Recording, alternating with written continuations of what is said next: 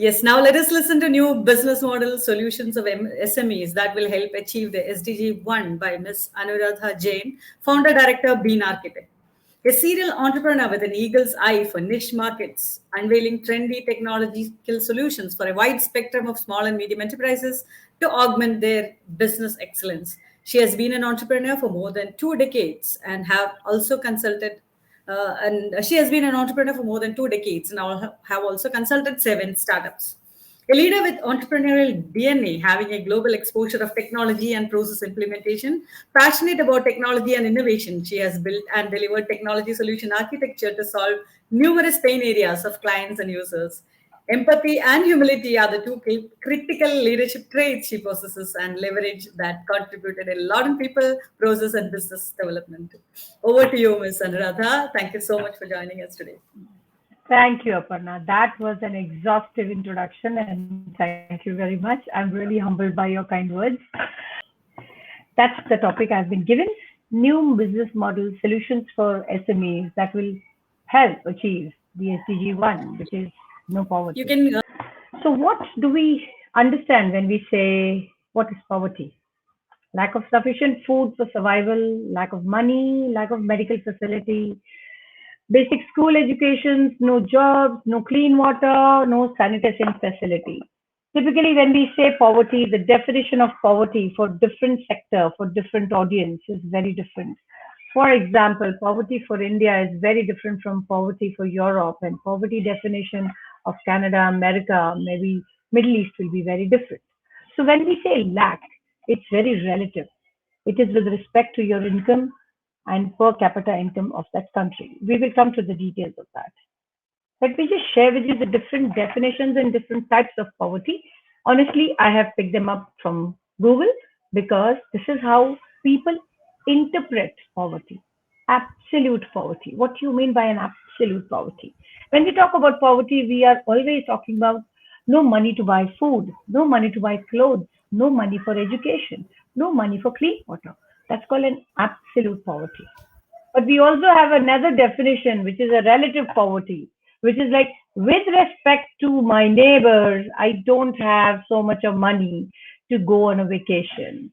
With respect to my friends in the class, I don't have wherewithal to buy a scooter.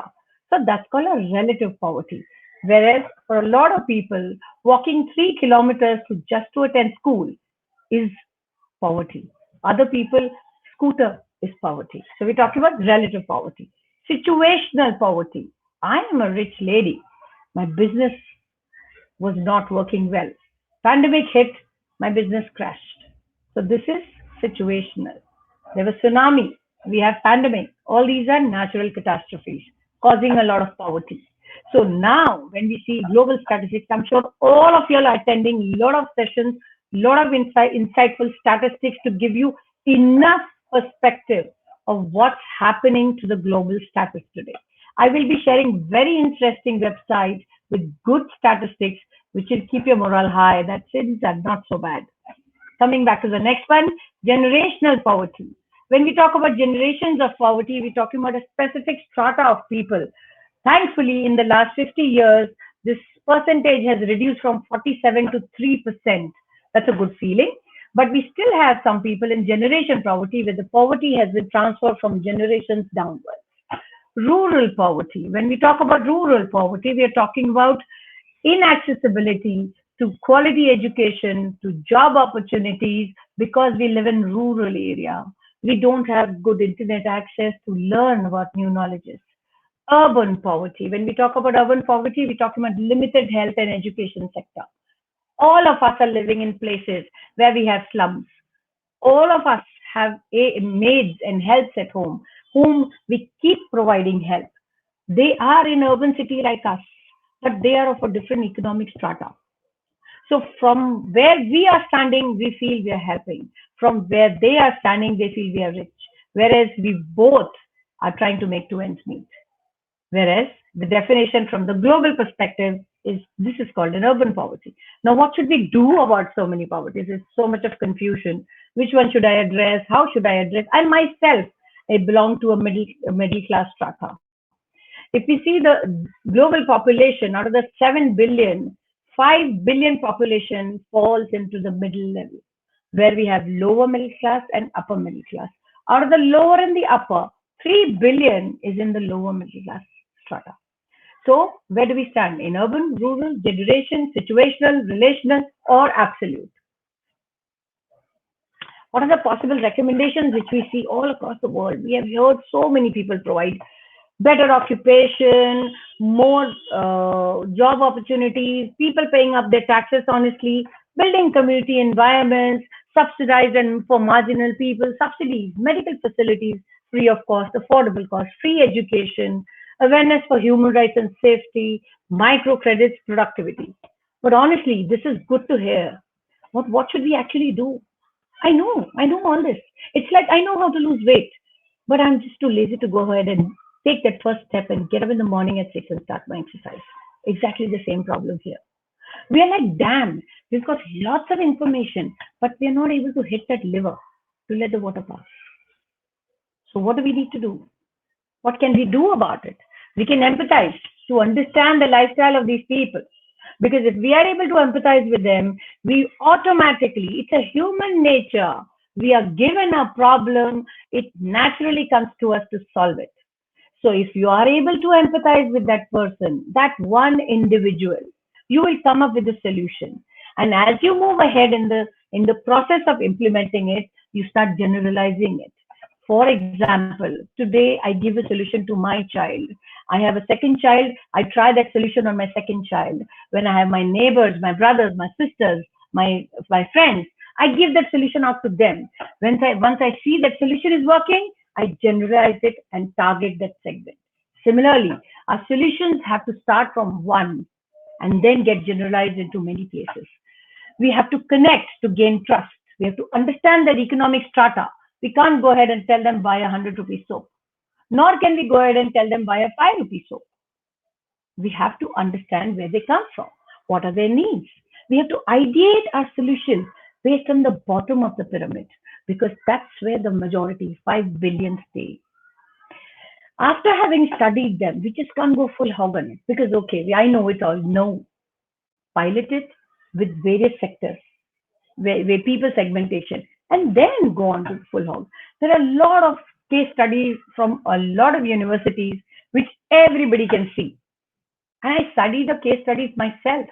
But honestly, when we go ahead and do groundwork and we are actually on field doing it, it's a whole lot different. So you need to check what is feasible. You need to check the compliances with the government, with NGOs, with private sector, any and every kind of collaboration possible to make your idea reach that last mile and then go ahead and launch.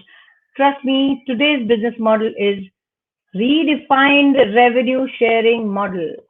Sharing could be cash and kind. Well, this is my take. This is how I have implemented my solutions in adopting villages, in automating them, in bringing them to a stage where they are self sustaining and giving ideas to small business entrepreneurs to go ahead and make it a profitable venture. Quickly, I'm going to share with you one example, but before I share that example, let me share with you what all are the activities I'm doing with the 17 villages that I have adopted. I'm doing plastic management. I have collaborated with Bisleri. I have collaborated with other plastic management organizations who are going to help me collect and then process it. Well, this is a business venture from the plastic organization industry. Recycling, resolutioning. What have we done here? All we have done is incentivize the plastic collection. Waste to make it something better. What can we make out of it? Clothes, roof, buckets, bowls, so many other things. So occupation created out of waste. Education, tying up with organizations like Byju's. I have tied up with Byju's to give free education to the marginalized people under the grade from first to 12th grade. Talking with people to work out on mobile toilets and reprocessing the manures which is installed right where the toilets are planted. Agriculture, all of us are talking about agriculture, processes, plans, policies in place to make it affordable, reachable, and economical. What about adding a technology aspect to it, making it techno-enabled horticulture? want it to be more accurate, more pure, more organic, more healthy, and affordable. Women empowerment. A lot of women are going through a lot of things.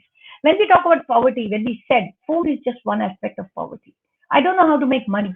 I don't know who's going to give me money. I don't know how to save myself. I don't know. I don't have any skills. All these factors come into play. Empower them. Let's empower them. When we talk about small industries, all of this is possible. Sports facility, wet waste management, solar and hydro energy generation, guidance to youth to get next generation entrepreneurs, to become one entrepreneurs. And then finally, setting up zero carbon footprint in industries to increase occupation. Now, I would like to share with you, one second, yeah.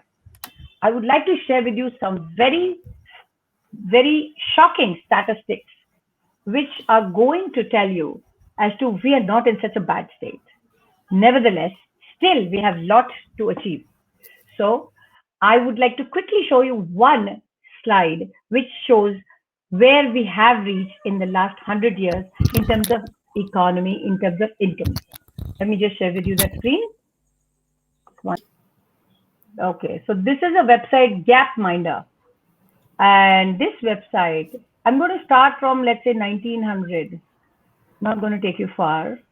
And you see where we are. You see on the axis, horizontal axis, it's dollar per day. Where have we evolved? And you see the countries on the right side. I have taken all the countries. And on the right side, when you see over here, this is where we are. And you see the colors change. And you see how level 1 is below $1. Level 2 is $4 to $6. Level 3 is $12 to $16. And level 4 is $64 per day. And where have we reached? We're in between 2 and 3. That's exactly what I said. This is where we are. So what do we have to do? And how do we change this to push this side? So our agenda, our target should be taking care of this sector. That's yellow sector is the upper region over here. India is falling into this big patch of red here. That's where we are. So I guess everyone has been given a lot of information of how you can take the business ahead. But my take here is that what should you do at the individual level? It's the conviction you have to have in yourself to go ahead and do it. When you talk about business models, there are more than 480 schemes by the government in starting a business, especially for women. We have enough forums which are talking about what can women do and how can government and private sector help them. All we need is ideation, conviction, and drive and passion to go ahead. And I hope that if anyone is missing on anything, I have enough. My job is to give ideas to startups. More than happy to help anyone. More than happy to guide them to whatever they would like to do. And thank you, Aparna. Thank you, Santosh, for a wonderful platform. I just hope that everyone here has taken up a lot of valuable insights from a lot of valuable speakers over here. And when it comes to doing, I'm here. Thank you. Thank you so much, Ms. Anuradha, for that inspiring session. We have a lot to do together, as you said. Looking forward to working with you in the future as well.